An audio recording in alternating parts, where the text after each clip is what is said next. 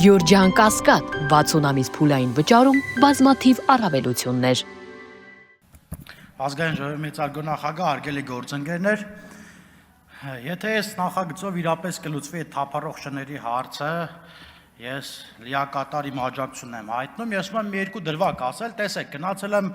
Գեղարքունիքի մարզի Կարմիր գյուղ բնակավայր, հանդիպում եմ ունեցել մանկավարժական կոլեկտիվի հետ, միակ խնդիրը, որ ասում էին, որ դպրոց ենք սարքում, երեխեքը երկրորդ հերթ են գնում,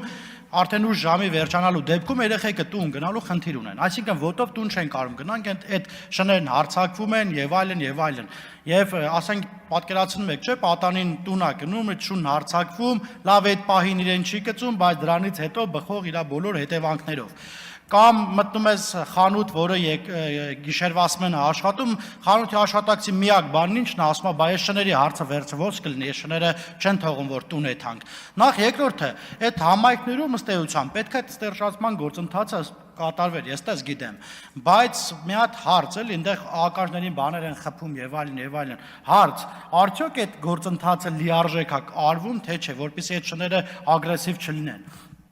Կամ բանը գիշերվա ժամերին գյուղերում Երևանում շները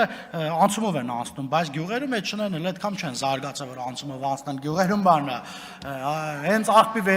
բանի մոտից մի անգամից հարձակվում են մարդկանց։ Ժորժ ջան, մեր